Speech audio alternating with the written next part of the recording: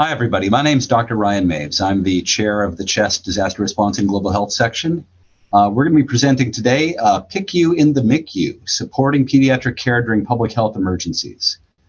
Again, my name is Ryan Maves. I'm a professor of medicine and anesthesiology in the sections of infectious diseases and critical care medicine at the Wake Forest University School of Medicine in Winston-Salem, North Carolina.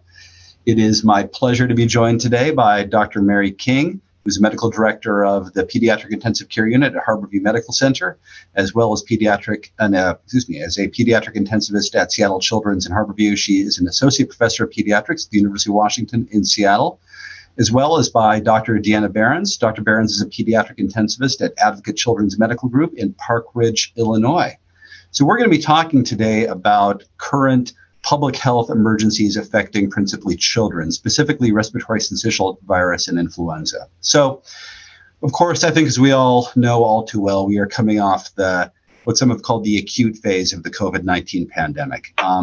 It wasn't that long ago, just a couple of years ago, where we all saw news reports like this. Texas Medical Center reaching 98% ICU capacity, border hospitals near the Texas-Mexico border, overwhelmed with high numbers of critically ill patients. At the beginning of the pandemic, disaster declared in New York over fear of lack of ventilators. Now, today, we find ourselves in a different situation. Looking back on the first 2 to 3 years of the COVID-19 pandemic, we saw that these waves and surges of the pandemic largely spared children. We do know from good observational data that COVID-19 is typically less severe in children. We also know that pediatric hospitals, particularly early in the pandemic, provided a lot of support to adult ICUs.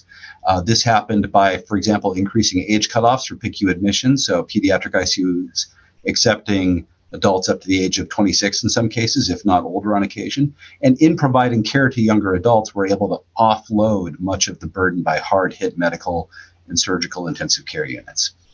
And if we look at this in terms of the actual rates of hospitalization across the United States by age group, see that the rate in November of 2022 of admission for children with COVID-19, and by defining children as anyone under the age of 18 years age, it's about 0.47 per 100,000 population. So really very, very low. But now let's take a look at where we're at with influenza, for example. In this same age group, rates of admission for children 0 to 4 years is 9.3 persons per 100,000 population. And even for those above the age of 5, it's 5 per 100,000. So that is, up to 10 to 20 times greater than the rates of COVID admission, dramatically more so. And this is after 2 years of essentially no influenza.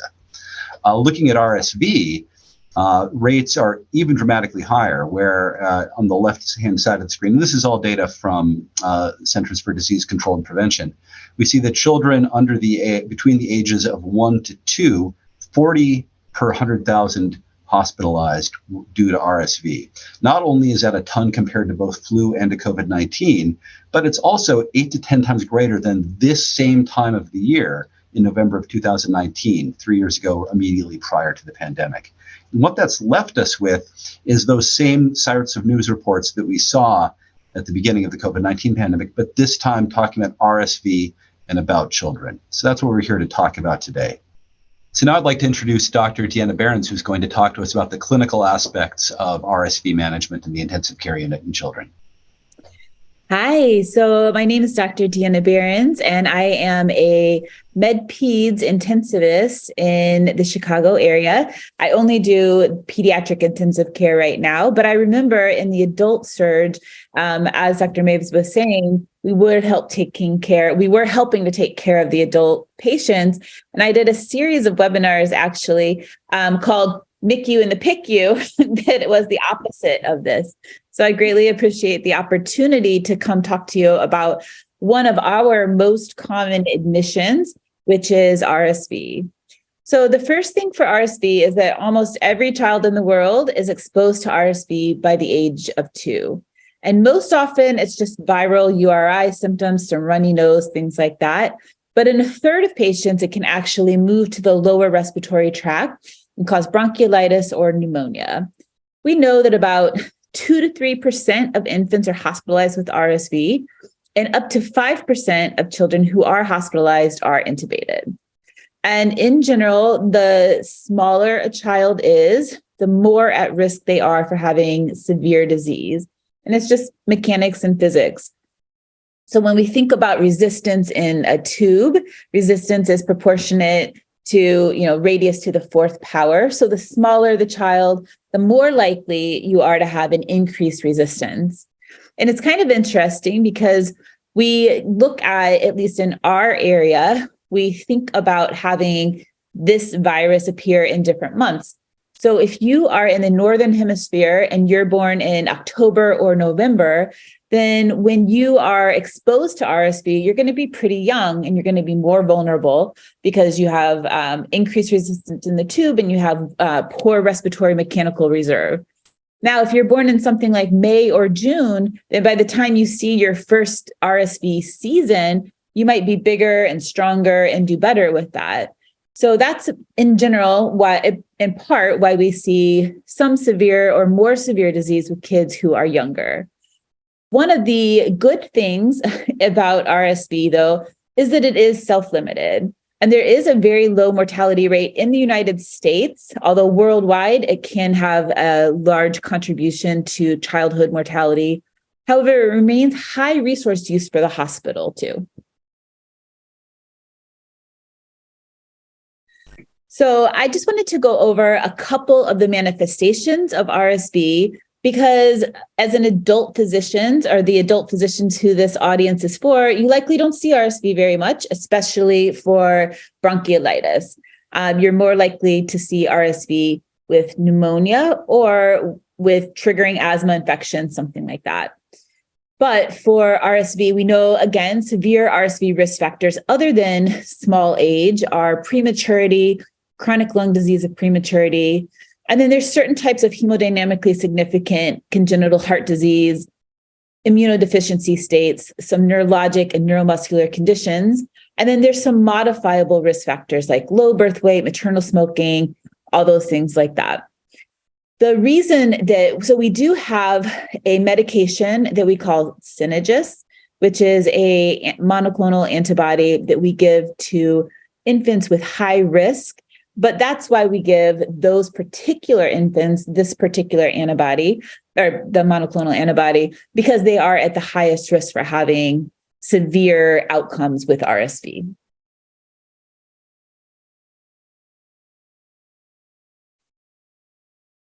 Oh, next slide. Sorry. So what are these kids going to look like? So often, like I said, it begins with an upper respiratory tract infection. So what happens is that they start to have, rhinitis and cough, and all of this can lead to increased respiratory effort. And in a child, you're going to see things like they're breathing fast, they're breathing hard, they have crackles, they have inter or subcostal retractions. In the young infants, they might have grunting, flaring, or head bobbing. We also hear wheezing sometimes. And I know everyone has heard the term, all that wheezes is not asthma, because in this particular case, the reason that they're wheezing is that their airways are clogged up with mucus, and then they're also narrowed from some of the other mechanics of the RSV. It is common to have some degree of hypoxia in these kids. And it's important to know that especially in the youngest infants, sometimes their only presenting factor is apnea. So they might be brought to the emergency room just for apnea without some of these other symptoms that we see sometimes. And sometimes these kids need advanced respiratory support for this. Interestingly, this year, and this is just anecdotal evidence, but I think that we're seeing more fever with this strain of RSV, or with this population that's getting RSV, I should say. But I don't know if Dr. King agrees, but in general, you can have fever, you can't have fever. It's kind of either way. For children, really when they're sick with anything, but particularly when they're sick with RSV, they can be irritable, they can not want to eat or drink, they might not be as responsive as much. And so those are very common things. All of these things lead to things like dehydration, and the parents often think that they look lethargic or very somnolent when they bring them in. Okay, so I wanted to spend a little bit of time talking about bronchiolitis because this is a disease that typically affects very young children, typically ages 2 and younger. So it's a viral lower respiratory tract infection. As I said, about a third of the upper respiratory tract infections goes down into lower respiratory tracts. So while we do talk most often about RSV, which in general is about 80% of cases of bronchiolitis, we also see definitely see other viruses that can cause similar presentations. And to be honest, most of the time, it does not matter that much if we have RSV or enterovirus or parainfluenza. The caveat to that is if your community has high rates of influenza, that's something that we might want to know about and treat for, because we do have a medication to help us treat influenza, and we don't have a medication that we regularly use to help us treat some of these other viruses. So just kind of going on, I'm going to put it in words and then I'm going to put it in pictures in the next slide, because if you're like me, you're a visual learner. But what happens is that after it infects the upper respiratory tract, it moves down and you get all kinds of things like this epithelial sloughing, a bunch of edema, a lot of mucus. Like, I can't emphasize how much mucus some of these tiny babies are able to produce. And that leads to that airway narrowing and obstruction. And as we talked about, that can lead to the wheezing that we hear. Additionally, they cough a lot. They can breathe pretty fast. One of the things about the tachypnea is that sometimes they can breathe fast and they can work very hard to breathe. But this past respiratory season, I've also been seeing a lot of what we call like our comfortable tachypnic kids who are just sitting there breathing pretty fast, but it doesn't seem to bother them. They're smiling, they're looking at you, they're just breathing fast. From the adult side as well, if you have an adult who is breathing 60 or 70 times a minute, that's obviously a critical medical emergency. And you might have an infant who's breathing 60 or 70 times a minute who's like cooing at you and looking at you. So keeping in mind the different vital signs that we expect for different age groups is one of our hallmarks of pediatrics. So they also can get distal air trapping that can cause hyperinflation, and then they can cause localized atelectasis. And with all of that, you can further get mismatch of ventilation and perfusion that can lead to that whole vicious cycle with further increased work of breathing and hypoxemia. So this one, I just wanted to show you kind of what a picture of what some of this looks like. And I wanted to point out that these are not my slides. I did not come up with it. There is a fantastic website that I recommend to our residents and students quite often, and it's called Open Pediatrics. And I put that in our references at the end. And they have a couple of great videos that go over this kind of disease process.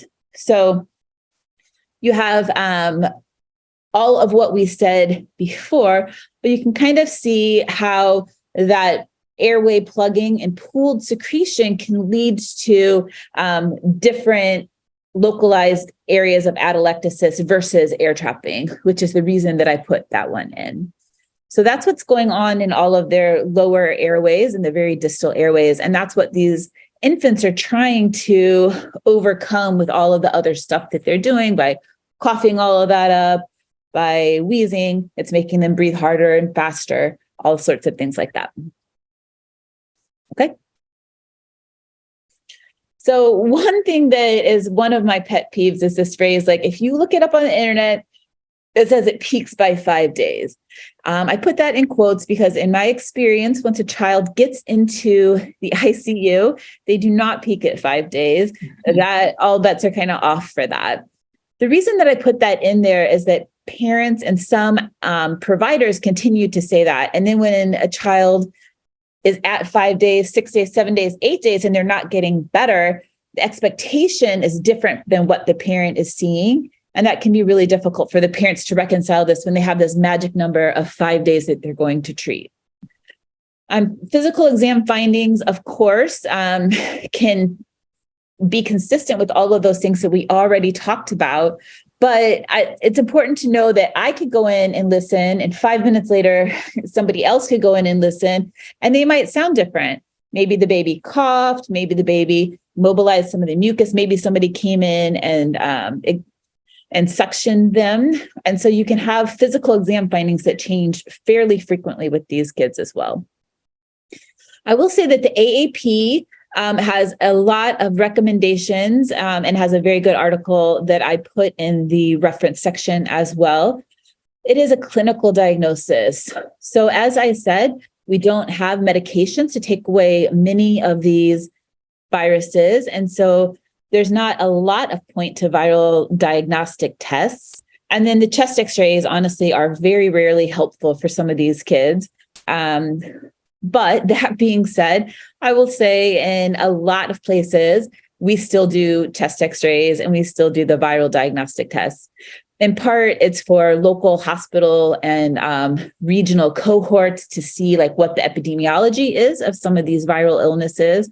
But in general, in the average kid, you do not need these sorts of things to diagnose RSV. You can diagnose those clinically.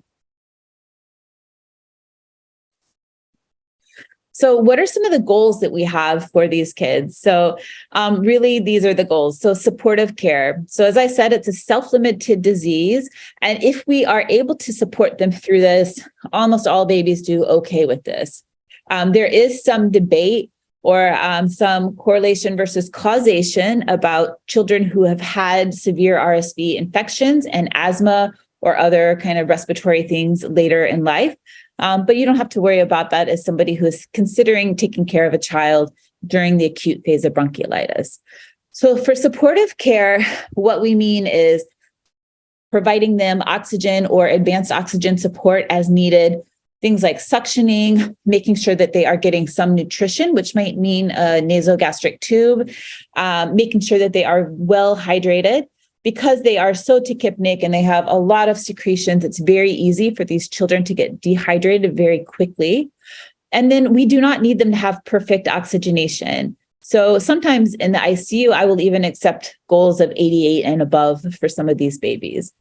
They also say the AAP will say that you do not have to put supplemental oxygen on at all for children who are saturating 90 and above. And for kids who are on the floor or sometimes in other places, you can even spot check their oxygen. You don't necessarily have to do the continuous oxygen monitoring. Of course, once they get to the ICU, 100% of our kids are on that kind of monitoring. Okay. So some of the typical practices in the PICU, and I believe that we'll likely talk about this later in the discussion, would be high flow nasal cannula, which I know is being used in the adult side as well. But we use it in a different way in a child. We're not going to put an infant on 20, 30, 40, 50 liters per minute of high flow. We typically max out at about 2 liters per kilo for these infants. Studies really don't bear increasing it beyond that. We do not necessarily know how much 2 liters per kilo translates to like a, surrogate for PEEP or something like that. So the next thing that we often do would be to put them on the non-invasive positive pressure ventilation. And we have a couple of different forms that we typically use in our ICU, but often we'd put them just on a straight NIV pressure control mode. I think that that's something that you don't do quite as often in the adult side, but I would often put them on like a rate of 30 or 40 and then put them on pressure control over PEEP, whatever oxygen they need to keep their saturations above my goal. And then that tends to help them with their work of breathing and with their tachypnea. Now, if you read the AAP guidelines on the bronchiolitis, they say that suctioning is controversial and some of them may or may not benefit from it. But I will say in our PICU, 100% of these kids, at least we try suction. And from a clinical standpoint, we often see a great improvement after doing particularly deep suction. So we don't want to do it too often because you can have irritation and damage to the nasal mucosa. But sometimes we can really help the child out by doing targeted deep suction, and then nasal suction as needed. Chest physiotherapy we often do because these children may not be strong enough to cough on their own. And certainly we can't tell a little 2-week-old infant, hey, cough up your mucus and get rid of that. So we have to do that for them.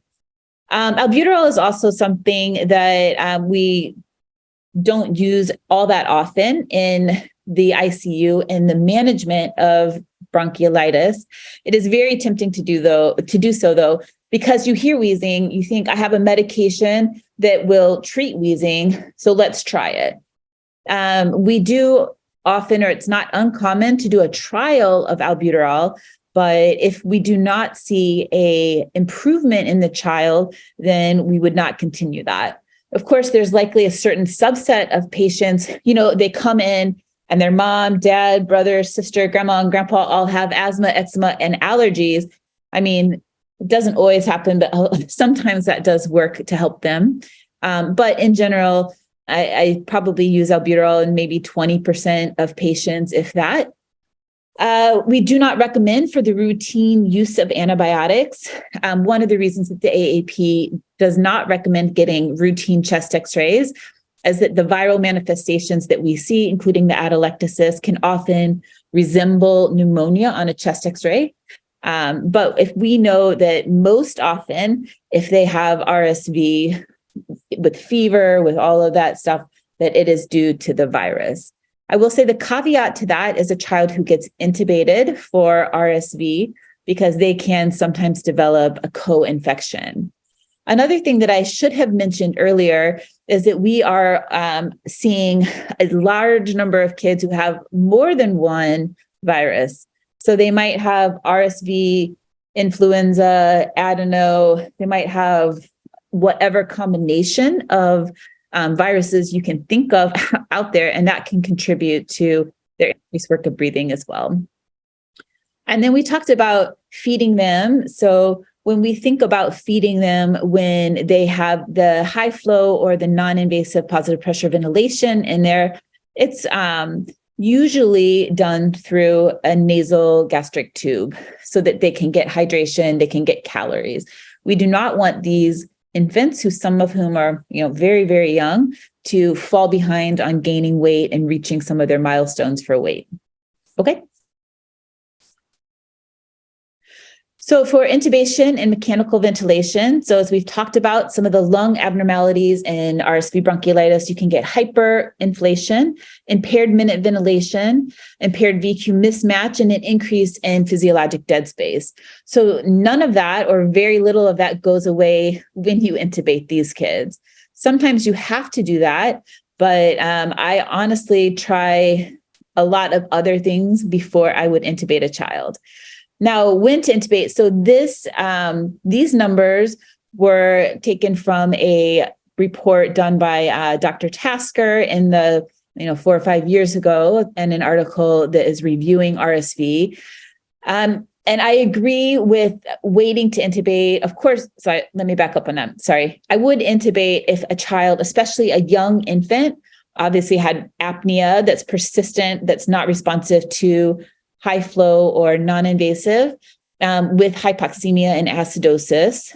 I probably would intubate maybe a little bit earlier if they had altered mental status and a low oxygenation, with a FiO2 above 0.6. But it is reasonable to watch these children longer than you might watch an adult with similar respiratory deficiencies. And again, that's because it is a self-limited disease.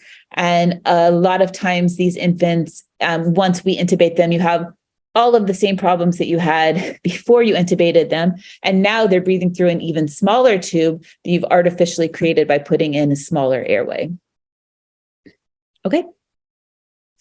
So some ventilation strategies. So I will say that when I do intubate or when I do place a child on non-invasive, a lot of this is done just at the bedside, seeing what this child responds to, as you would do for an adult as well.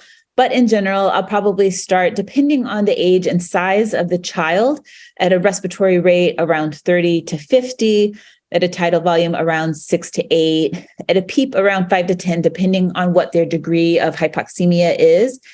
And in general, I try to keep their goal peak pressures obviously as low as possible. But if they start to get above the 30s, above 30, 32, 34, whatever, I might consider a different form of oxygenation and ventilation, like the oscillator. There's a little bit of let me rephrase. There is a lot of debate in the PICU world about the use of the oscillator just in general and when to apply it. But in these particular infants, we consider it when their peak pressure is getting a little high. The other thing that I will say is we in the pediatric world do use the OI, or the oxygenation index, or oxygenation saturation index, more so than I believe that you do in the adult world, where you use the PaO2 to FiO2 ratio. So for those who are less familiar with the term, the oxygenation index, I always teach it to my residents as what you give over what you get. So you are giving an FiO2 and a mean airway pressure, and you are getting either a PaO2 or you're getting a oxygen saturation. So we look at those numbers, and the higher the number, the more support that they are needing. And then, like a lot of other respiratory disease processes, I will accept a lower pH in return for not having to escalate their, not having to escalate their respiratory support to have high peak pressures and other non-desirable things. Okay.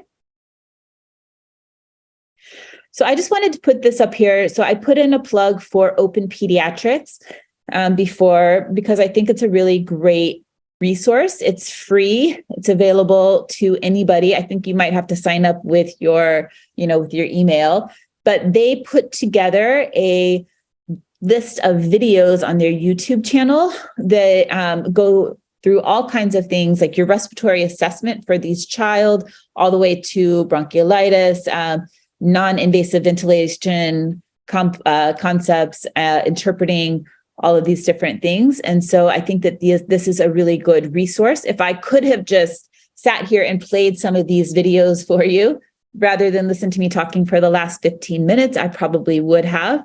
But I think this is an excellent resource.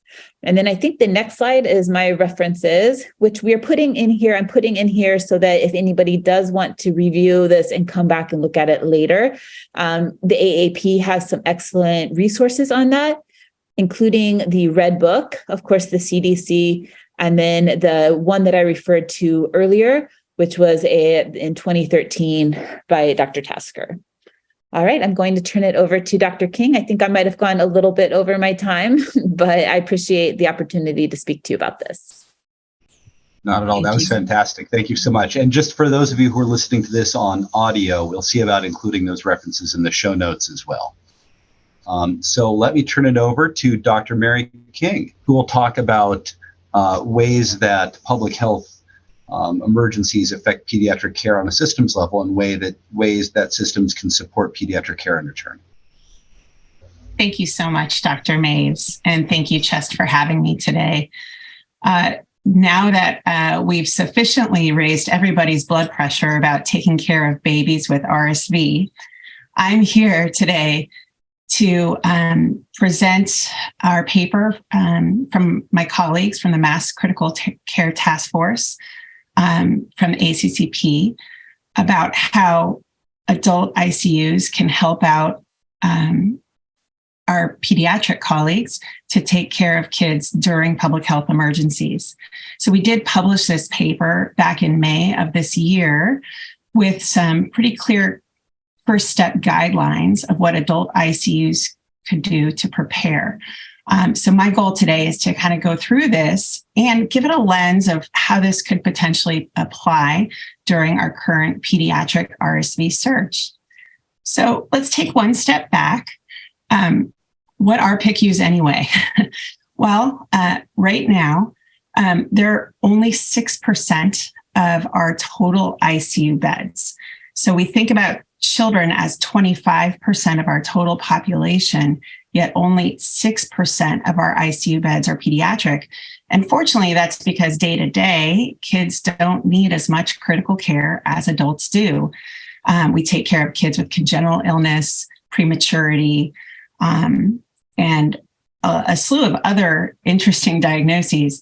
But we also take care of kids when they become critically ill with garden variety ICU problems like septic shock and pneumonia. But fortunately, that happens in a pretty small scale day to day.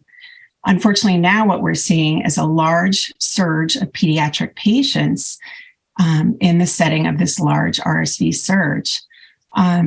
We also know that these ICU resources are concentrated in urban areas. So a lot of outlying small rural communities don't have the same kind of access to these pediatric ICU resources as those that are in cities. Also, something that's very true, we just don't have as many pediatric healthcare workers. So whether it's pediatric nurses, pediatric RTs, or pediatric doctors, there's just fewer of these ICU resources. And so it's not just about the beds, it's about the expertise and the comfort level to take care of these small children.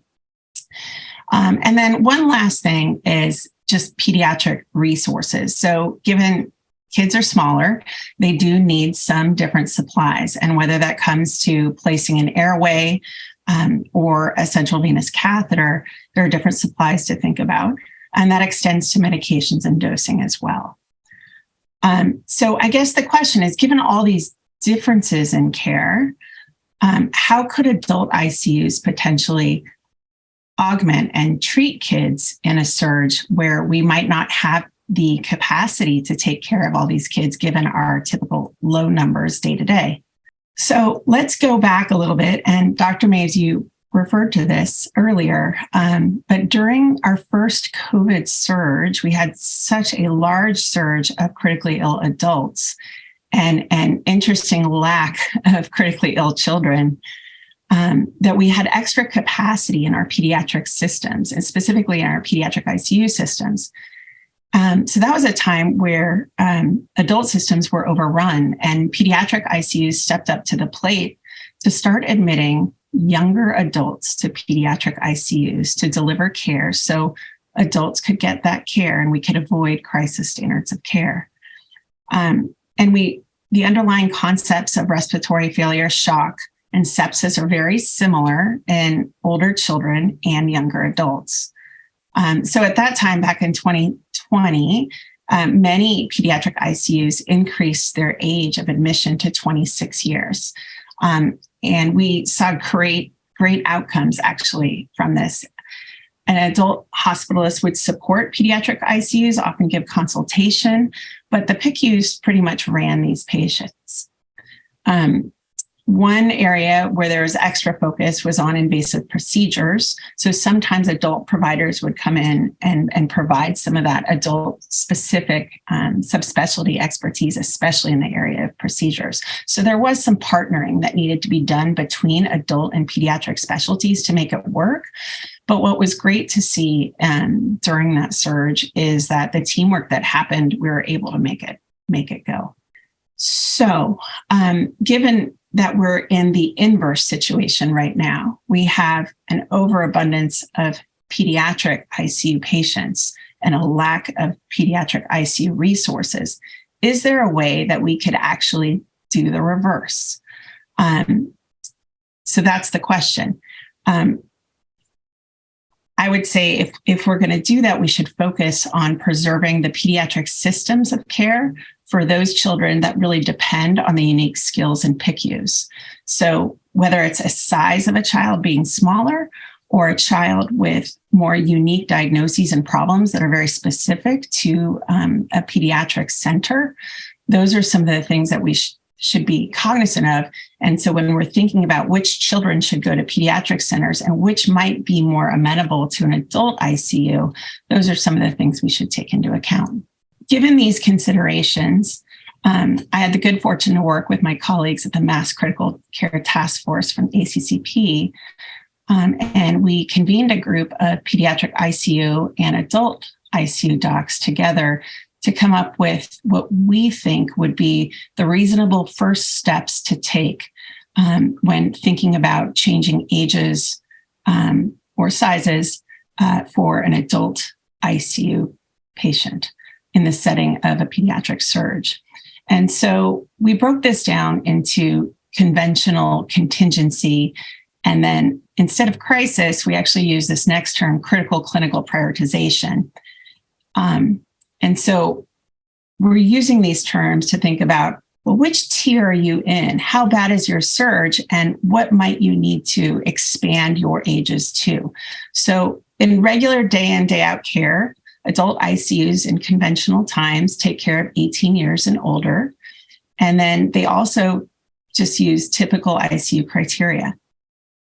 So as a first cut for contingency, we're recommending adult ICUs consider admitting patients 15 years and older, given that the equipment size, medical dosing will generally be the same as in adults.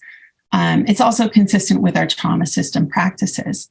So that would, and when you're considering age, 15 years and older would be the first place where we would consider expanding that adult ICU admission criteria. As a second step, if resources are constrained to this degree, we would consider going down to 12 years of age and up, as well as over 40 kilos. And so we've included both an age and a size recommendation here, because really at the end of the day, it's going to come down to equipment size. Kids that are 12 years and older are typically big enough that they're bigger than the Broslow system measurement cutoff. And 40 kilos and up, typically you can use adult dosing for medications. So this is why we've arrived at this second recommendation for a second contingency age and size cutoff as that next level. One could apply these concepts to surge, to pediatric surge, even at lower levels. And so we would prioritize when it comes to size, thinking about those older children as more appropriate for adult ICUs. And so this is the first couple steps that we've recommended as a way to think about that. One thing that's really important is that every hospital is going to be different. They're going to have different MICU docs, different respiratory therapists, different nurses. And so it's important for each hospital during times of surge to have something like this in their emergency preparedness plan in terms of if you had to prepare for a surge for pediatric patients, what would be the steps you would take to do that? So we recommend incorporating this in your emergency preparedness plan. Next slide, please. So let's take just a little deeper dive on equipments and supplies. So for kids that are greater than 12 or equal to 12 and 40 kilos, typically the equipment is adult size. So an endotracheal tube, 6.5 to 7.0 cuff tube. And typically you can use a 7 French triple lumen central venous catheter. So you really don't need new supplies to prepare for kids that are 12 years and up. We also have similar indications for mechanical ventilation and placement of these lines. We have similar strategies for volume resuscitation, management of shock. We use norepinephrine as our initial vasopressor of choice. So many things that are actually similar between adult and pediatric critically ill patients. And then lastly, we also follow ARDS-NET criteria for acute lung injury and ARDS management. So again, these fundamentals remain very consistent between the two ICU practices. And so that's why choosing patients that fall into some of these bread and butter categories would be a good first step. Next slide. So speaking of diagnoses, so this is not an exclusive list. This is really a list that we put together as a first pass. What would be potential diagnoses that are more suitable for an adult ICU setting? So we included things like septic shock, cystic fibrosis, sickle cell disease, post-organ transplantation, DKA, trauma, COVID-19. Obviously, you guys are familiar with that. And then even MIS-C. But you can see we've included diagnoses that adult ICU care providers really manage on a day in, day out basis in some of those younger adult patients. We also made a list of diagnoses that we thought were probably less suitable for adult ICU settings. Those are pediatric patients with complex congenital heart disease, active pediatric malignancy that really require a pediatric oncologist, chronic kidney disease and end-stage kidney disease that require a pediatric nephrologist, significant developmental delay that really requires a pediatric lens and approach and experience, and then some rare genetic diseases. Again, these lists are not comprehensive, but it's at least a first pass at how would we think about preparing for children. Which diagnoses should we start preparing for? Which ones maybe should we not worry about as much, because that's really going to be more appropriate for a pediatric center. Thank you. Next slide. There are some other important differences, however, one absolutely needs to consider, and we included these in our paper with really further discussion. So one of the important differences is just pediatric decision-making in general. It's a whole different process when you're getting consent from parents for children as compared to consenting a patient. That's one difference. But also there are nuances to patient visitation that are different.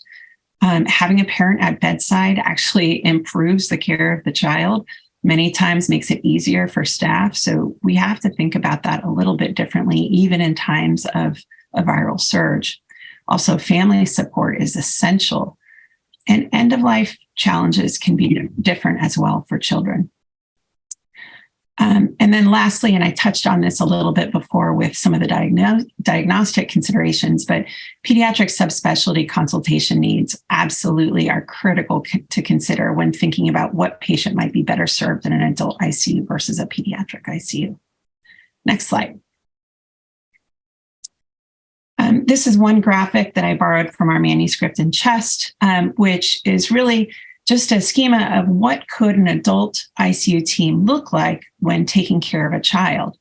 What we've done is we have a team led by an adult intensivist, but we've layered in a pediatric ICU consult team, essentially, that could work via phone, telemed, or on-site intermittently. And so having an adult intensivist that has access to a pediatric intensivist would be important. Probably crucial is a pediatric pharmacist, especially if you're going to be admitting any children less than 40 kilos. Just the simple difference of, what about my pump library? Is it ready to take care of a child less than 40 kilograms? If that's something you're thinking you're going to need to prepare for, that's going to take a pediatric pharmacist and a little time to do ahead of time. And then also a pediatric critical care nurse that could consult with the adult critical care nurse to provide some of that pediatric expertise that sometimes is hard to put down on paper. Next slide. So I want to touch a little bit on just how would one actually implement a plan to surge children into adult ICUs? And how would we do it at a regional level? A one-off call is one thing, but what if your pediatric ICUs are so overrun that maybe on a systems level, we need to think about how do we access those adult resources? So this is a great opportunity to explain one structure that really has developed from COVID, and that's called the MOC, or the Medical Operations Coordination Center. This came from some of the early experiences in Italy and then trickled into the United States as we started responding to COVID during our adult waves. So some regions and states have developed a MOC in a way to level load the clinical burden so that not any one hospital gets a disproportionate amount of clinical burden so that it puts them into crisis. And the whole point here is to avoid anybody going into crisis standards of care. So if I were to want to implement a shunting older children to adult ICUs on a regional level, I would think about including both adults and children in a larger regional MOC. So include those adult and pediatric resources in the same data input and bed allocation system. In order to flex from adult to peds, as we did in our first wave of COVID, but then also potentially from peds to adults, as we could do right now during pediatric RSV surge. And the goal here, as I stated, is to utilize all the resources maximally to avoid crisis standards of care for all patients. Next slide. So I was going to give just one hot off the press example. I'm fortunate to live in Washington State because here in Washington, my colleagues did develop a MOC during our first adult COVID surge, and it's called the WMCC. That stands for Washington Medical Coordination Center. And so that has been a collaboration between our DMCC at Harborview Medical Center, as well as our healthcare coalitions and Washington DOH. And that had buy-in from the entire state, all the hospitals in the state, so that if a hospital could not admit a patient and they had called a number of hospitals, they would and been denied, they would call the WMCC, who would work on placing the patient in an effort to level load. So Washington has just completed the process of integrating pediatrics into the WMCC during this RSV surge. And the key element that we've included in our MOC is a pediatric SME that's embedded in the MOC so that the nurses answering the line that are responding to these calls can access an advanced pediatric provider for any specific expertise questions. And so here in Washington, we're using a PICU attending to serve as the pediatric SME in our adult and pediatric MOC. So the WMCC has gone live for pediatrics, and it's now allocating beds to pediatric patients across Washington State in an effort to level load. And this is after a primary pediatric referral center declines a patient because they don't have a bed. Pediatric consultation is still managed remotely by that primary pediatric referral center while the WMCC locates a bed. And the WMCC has that visibility of statewide adult and pediatric data. So they're placing children in both pediatric spaces, as well as occasionally placing older children in some of those adult spaces as well. So in summary, there's actually more similarities than differences when it comes to taking care of a critically ill child. And adult ICUs are well equipped to handle some of the older children for some diagnoses. We do need clear admission criteria and protocols. I advocate strongly for going to your emergency managers and to hospital leadership to try and come up with some clear criteria for your hospital, given your current resources. The goal is to preserve effective care for all children. And I also recommend considering a joint adult and pediatric MOC to distribute ICU resources across our entire population to avoid crisis standards of care for all. And that allows flexing between both ICU resources, both adult and pediatric, in either direction for current surges, but also surges in the future. Just want to say thank you so much to my ACCP colleagues for all the work that we've done together as a team, including pediatrics as part of the discussion, has been critical to being at the table here to advocate for our children. And so I just really appreciate it. I also really appreciate my colleagues at the WMCC who have really stepped up to lean into this problem of pediatric bed allocation. So thank you, everybody, for being here today. And thank you, Dr. Mays, for having me. Always a pleasure. And thank you both to you, Dr. King, and to Dr. Behrens for being here. We have some time just to discuss. This is obviously a very, very complex problem that we're looking at. And, I think I'm an adult intensivist, obviously, and my understanding of RSV outside of the immunocompromised transplant population is, I think, primitive at best is probably the best way to put it. And so, you know, I do recall there are some settings where there are specific antiviral therapies for RSV. Can you think of any times, and if I could direct this to Dr. Behrens, where you might consider utilizing some of the admittedly limited antivirals currently available? Sure. I will say that it's very, very uncommon for us to even consider using antivirals in this patient population, particularly in a young child with bronchiolitis. There has been talk about using things like ribavirin. The AAP and the Pediatric Critical Care Societies do not recommend that, except for in cases of children with severe immunodeficiencies. I personally have actually never given that to a child. I don't know about you, Dr. King. Only in very select immunocompromised populations. So to me, that would not be a mainstay of RSV care. Yeah. We talk sometimes about, of course, like Synagis, which is a preventive monoclonal antibody that we give, like I talked about, to select infants, premature congenital heart disease, some neuromuscular things, some congenital pulmonary issues. But in general, that is one of the more frustrating things about taking care of these children.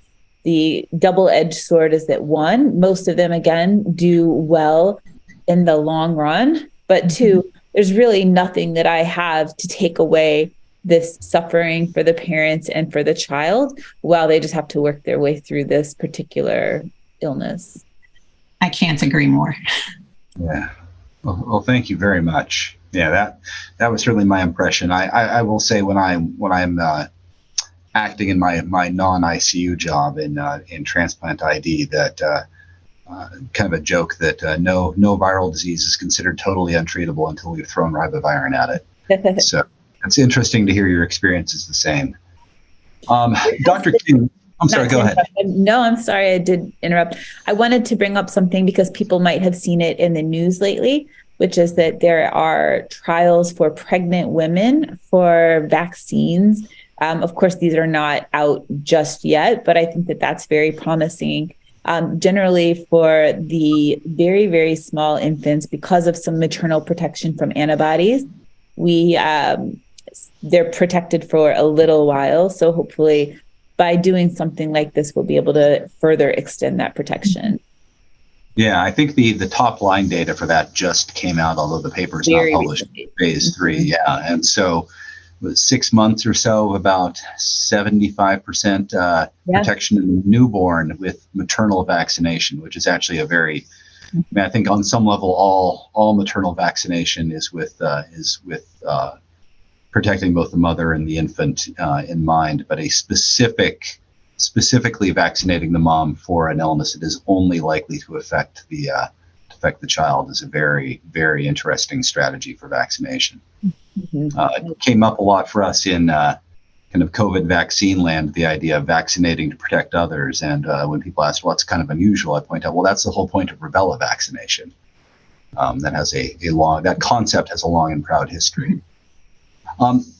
Dr. King, we talked a lot about resource sharing and ways to kind of shift burdens around in health systems to minimize the impact on one particular hospital. And I think we know, at least in adult surges, that overwhelmed ICUs lead to increased mortality for patients with comparable illness burdens, right? That if you're at 150% ICU capacity, mortality just globally goes up. There are a lot of things in a lot of parts of the country that did better or worse than this. I think Washington State, and as a proud graduate of the University of Washington, I'm happy to see that Washington is one of the states that did very well with this. If you had to pick like one big barrier, and I know this is an arbitrary question, right? Like what's the one thing wrong with X is always kind of a goofy question to answer. But if you had to pick like one first step to overcome in setting up a proper system of resource sharing, what do you think it might be? Well, you kind of alluded to it, Dr. Maves, and I think it's the first step of a multi-step process. I think that data sharing is essential. because if you don't have situational awareness, and that's what the data gives you, you have nothing. Yeah. You just don't know. And the issue is you need to know what your neighbor's doing. And if you don't know what your neighbor is doing, you're going to be much less willing to help them out if you don't know how bad things are on the other side of the fence. And so you got to have the data, but you also have to have visibility of the data. So it's not just having the data live in a repertoire that some people at DOH have access to. It's actually having the hospitals that are part of the system, the leaders, have visibility of this entire data set so we all can see together what is going on in our backyards. And I just think it's really challenging just on a human level for anyone to really understand what they need to do in order out to help their neighbor. And so, I think once you kind of break down those barriers or fences, I guess is my analogy, then you can start talking about, okay, now what are the challenges? And for me, that next challenge, it's actually a cultural barrier more than anything. So once we get the data, then we can start talking about, okay, we have these cultural differences and how we take care of patients or what we see as our role. Sometimes folks just don't feel comfortable taking care of teenagers, right? And they really just don't feel like that's part of their skill set. And so once they understand that there are kids potentially dying or getting care in an ICU care in a tent in a parking lot, their comfort level about their willingness to take care of a 15-year-old, I bet you that's going to change. Yeah. And I think, it's hard to talk about all that as just one word because you need the data. Everyone's got to have the situational awareness. And that helps us with those cultural differences about how we approach our care. So for me, that is everything. And you guys did it really well during adult COVID. And I think it's time for pediatrics to kind of step to the same plate. Well, and hopefully not have to repeat the errors that we made in adult critical care at the same time. For sure. For sure. Absolutely. Well, thank you very much. Dr. Behrens, this is actually more sort of a meat and potatoes management strategy, and this is just to address my own ignorance. You mentioned that albuterol seems to be a little bit unsuccessful. Are there any other airway management strategies that you find? I mean, I don't mean intubation airway management strategies, but if airway obstruction is a major feature of the disease, and if I'm an adult intensivist who's trying to help take care of a child with bad RSV, and albuterol, I'm just going to burn through it, or it's going to be ineffective. What might I try? What would be a way I could manage some of those secretions? You mentioned chest physiotherapy, obviously. Any other pro tips, as it were? Really, it's don't be afraid to suction. For these children, a lot of them do respond to it very well, but you have to go deep, and they hate it. So a lot of the children, when you're doing the chest physiotherapy, tolerate that very well. And sometimes it puts the babies to sleep. It's like, gentle. And then you wake them up by trying to do the deep suctioning. People have used things like nebulized saline, hypertonic saline, pulmozyme, all that sort of stuff. But it seems like from my experience and what the AAP recommends or talks about, and again, even the AAP has said, sometimes suctioning doesn't work because if you suction too much, you can lead to some damages as well. But doing suctioning as needed on a child who you can hear them, all the secretions pooling down there is extremely helpful. And then occasionally, a very cheap and easy way to, I often try just putting them on their stomach too. For a 3-kilo infant, it's very easy to prone them. And it's not necessarily evidence-based, I have to say, but sometimes it helps them out too. And unlike in an adult where, it takes, when I worked in the adult ICU, they had literal teams of people going around proning people because those teams still exist. Kilos. Yes.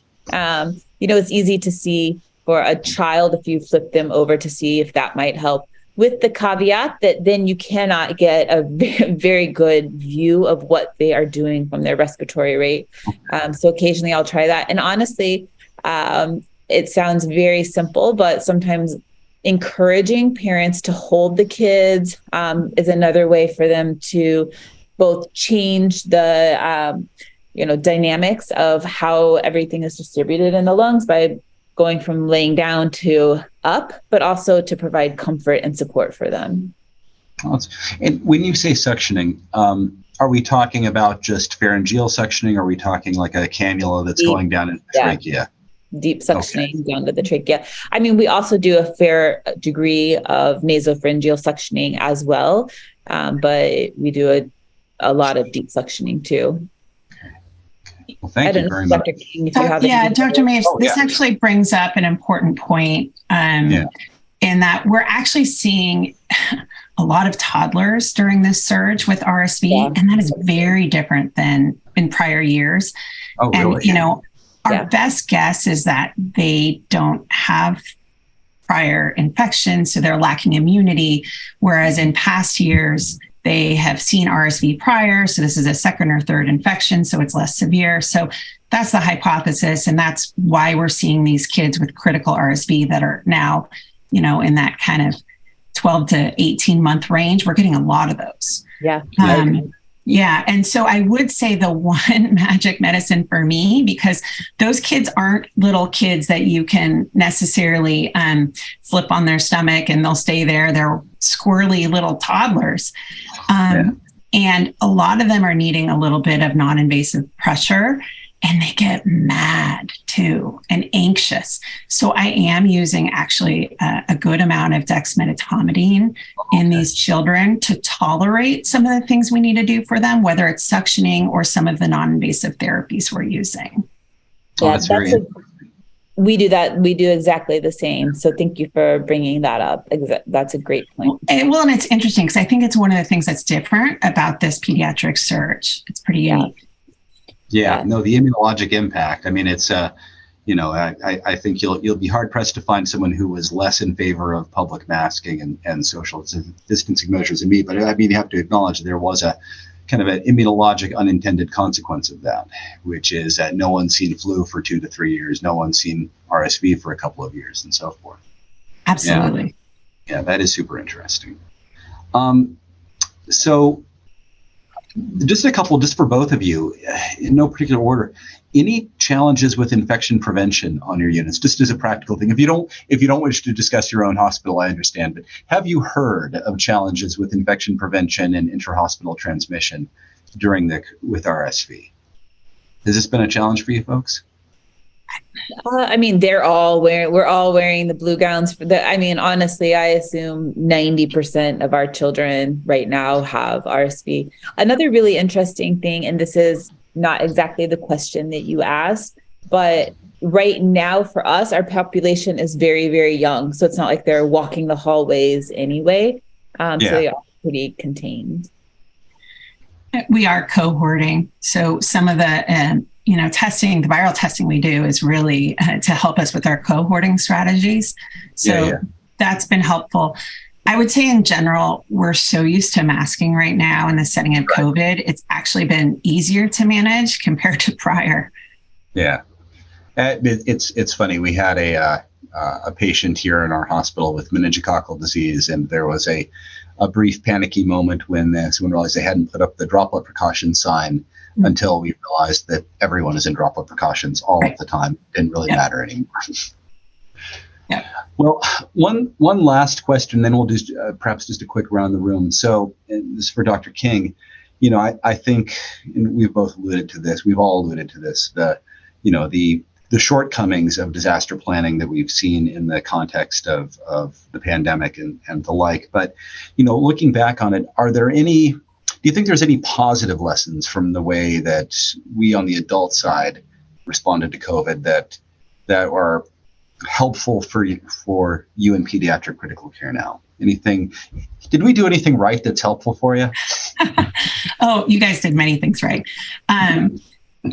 Obviously, and I've discussed this, I think the development of a mock is a huge step forward. And part of me, so full disclosure, I'm the medical director of a pediatric trauma ICU. So trauma systems and disaster response is near and dear to my heart. So part of me wants to be able to respond to an MCI, right? And so having that infrastructure in place and that data in place is just a huge step forward for our disaster response. So whether it's for COVID surge or how do we adapt this to a fast moving disaster? So I'm super excited about that progress. And I'm even more excited as a PICU doc that PEDS is now becoming a part of that same construct. I think and one other concrete example, and this gets to the concept of, we always thought about having a plan for crisis standards of care was the most important thing. We need a plan for crisis. What are we going to do? And that's when I say we, I talk about us disaster preparedness folks. And I think what I learned during the adult COVID surge is it's probably more important to have a plan for contingency. And so, and that's not one plan. It's probably 10 plans in different levels of contingency. And we need a plan to do that. So we don't even have to get to crisis. I think we were a little simplistic about it before. And now, the concrete example I'd give is some of the dialysis strategies that was used on the East Coast, how they would step down how much dialysis they would use on each patient based on how much resource was available and how many patients needed dialysis. And so they would look at it from a population lens. And it wasn't just, do you get dialysis, yes or no? So I think just changing that paradigm and how we're thinking about disaster preparedness for me is hugely valuable. And I hope we continue to take that forward. Yeah, no, absolutely. I mean, I remember, we were all discussing, what was our triage plan going to be and how is our ventilator allocation going to work? But a lot of those constructs are assuming you have a disaster that's limited in time and space, an earthquake, a forest fire, a thing, God forbid, a mass shooting, a thing that is geographically contained, and not realizing that it's very difficult to do triage critical care allocation when patients aren't coming all at once, they're coming sequentially. And that doesn't really permit the kind of allocation that we planned for. Well, I think we have a moment for quick last words. Can I say one real quick thing? Sorry. I wanted to speak to I think that one of the things that I've seen both in the adult and the pediatric side during the thing is increased teamwork, which has been really nice. And not just teamwork in the hospitals, but like in our city where we have multiple ICUs, sharing resources, sharing knowledge, kind of like what you were talking about. If you don't have that data, like we had people literally say, well, if you don't have a bed, why don't you just call some more nurses in? Well, we don't have nurses to call them in. It's not just like that. But by knowing which beds are available in the city and the hospitals being connected through that was great. Mm-hmm. I do want to give a shout out to people who maybe don't always get that recognition, like the transport teams who have done, at least for us, a lot of our coordination, and they get beat up all the time because outside hospitals are frustrated. They're scared. They're not used to taking care of kids. They're trying to call for beds. There's no beds available. And it's very easy to take that out on, a nameless or a faceless voice on the phone. So they get a lot of pushback. So I just wanted to give a quick shout out to them as well. Oh, totally agree. That is a fantastic point. Thank you so much. Yeah, no, we get very, very ICU centric and forget about all the people who work so hard to make the ICU possible in the first place. So thank you. Well, I think that sounds like the perfect place to stop right there with an expression of gratitude. And I would also like to add that expression of gratitude both to you, Dr. Behrens, and you, Dr. King, and of course, the great CHEST staff who helped pull all this together. So thank you so much. On behalf of CHEST, I'm Dr. Ryan Maves, and thank you again and stay safe.